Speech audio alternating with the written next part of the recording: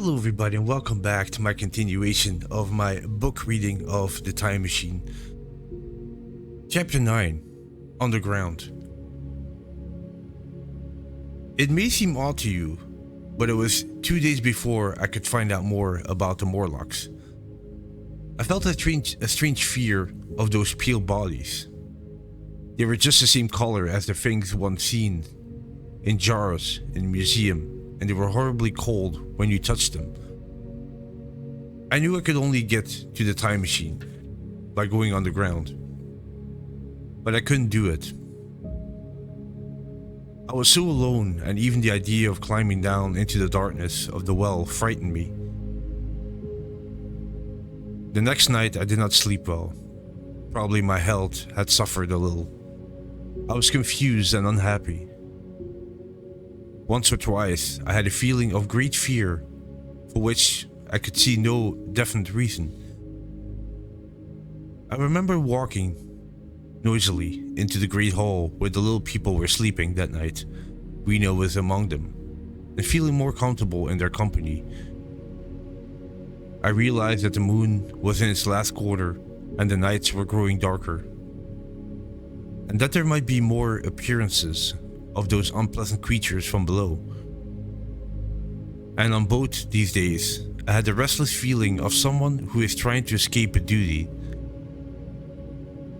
I felt that I could only get the time machine back if I understood these underground mysteries. But I wasn't brave enough to solve the mysteries, and I never quite felt safe. These worries drove me further and further into my walks around the country, going southwest towards the higher country. I saw far away an enormous building. It was larger than the largest of the palaces or ruins I knew, and the front was pale green. The difference in appearance suggested a difference in use, and I thought about going to look around. But it was growing late, so I decided to wait until the following day, and I returned to Rena's welcome. But the next morning I realized that my interest in the Green Palace was just helping me to delay the experience I was afraid of. So I decided that I would go down without wasting any more time. I walked in the early morning towards a well near the ruins. Little Rena danced beside me to the well, but when she saw me bend over the opening and look down, she seemed upset. "Goodbye, little Rena," I said, kissing her, and then I began to feel over the edge of the metal steps.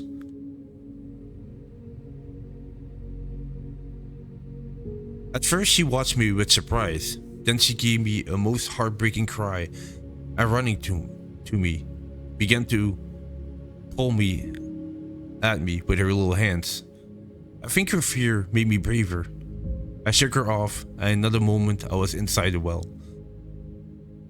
I saw her frightened face over the top and smiled to make her feel better. I had to climb down the well perhaps 200 meters deep. There were metal bars all the way down, but these were made for a person much smaller and lighter than I was, and I was quickly tired by the climb. And not simply tired. One of the bars bent suddenly under my weight and almost threw me off into the blackness below. For the moment I hung by one hand, and after that I didn't dare to rest again. Although my arms and back were very painful, I continued climbing down as quickly as possible. Looking up, I saw the opening, a small blue circle, where Rena's head was round and black.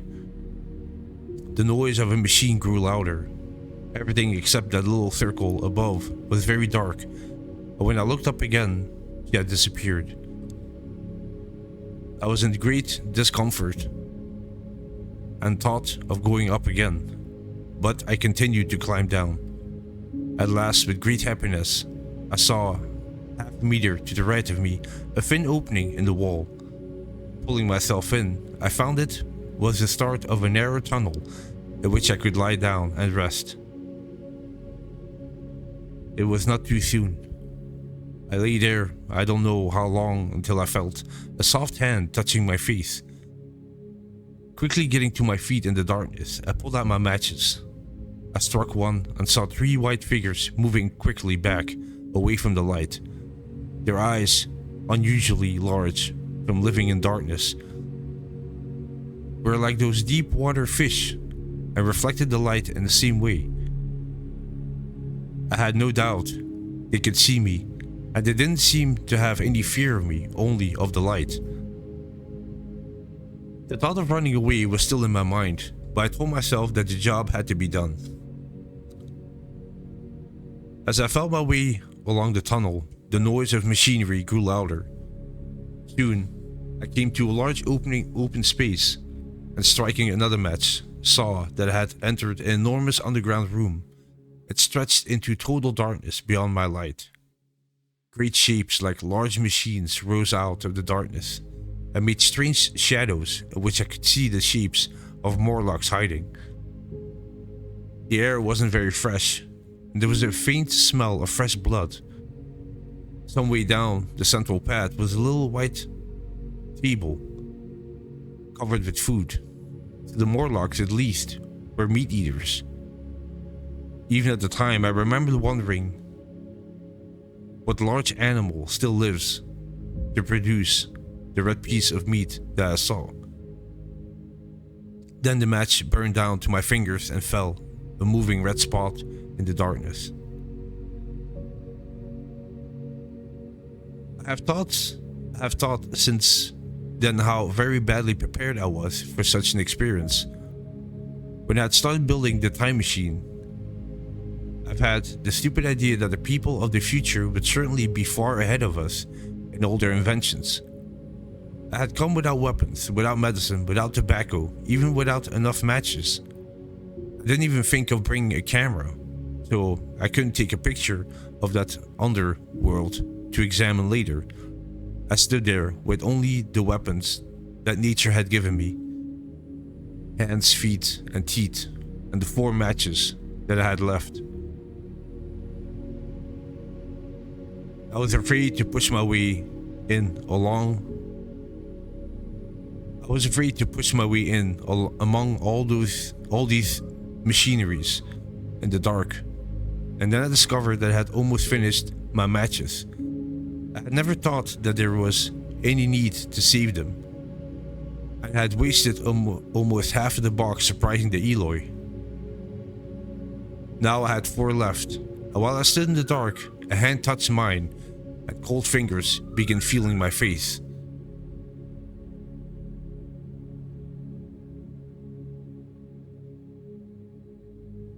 I thought I could hear the breathing of a crowd of those horrible little creatures around me. I felt the box of matches in my hand being gently pulled away, and the other hand behind me pulling out my clothes. I shouted as loudly as I could. They jumped back, and then I could feel them coming towards me again. They took hold of me more strongly, whispering odd sounds to each other. I shook violently and shouted again. This time they weren't so worried, and they made a strange laughing noise as they came back at me. I was horribly frightened, so I decided to strike another match and escape under the protection of its light. I did so, and keeping the flame burning with a piece of paper from my pocket, I moved quickly into the narrow tunnel.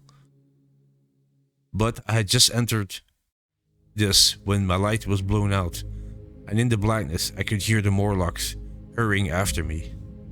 In a moment I was held by several hands trying to pull me back. So I struck another light and waved it in their face. You can't imagine how horrible and inhumane they looked in their blindness and surprise.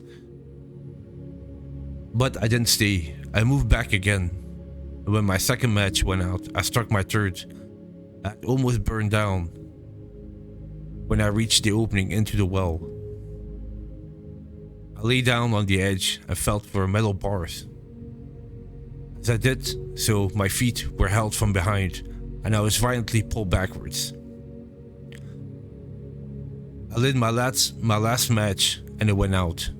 But I had my hand on the bars now, and kicking violently. I got myself free of the hands of the Morlocks and quickly climbed up the well. They stayed, afraid of the light, all except one little one who followed me for some way and almost got my shoe as a prize. That climb never seemed to end. In the last 8 or 10 meters of it, a terrible feeling of sickness came over me. I had the greatest difficulty holding the bars. Several times I thought that I might fall. At last though, I got over the top of the well and walked shakily out of the ruin into the blinding sunlight. I fell on my face. Even the earth felt sweet and clean. Then I remember Weena kissing my hands and ears, and the voices of others among the Eloi. Then for a time I remembered nothing. And that was the end of Chapter 9, Underground. Thank you so much for listening. Hope you enjoyed it, and I'll catch you in the next one. Take care. Bye bye.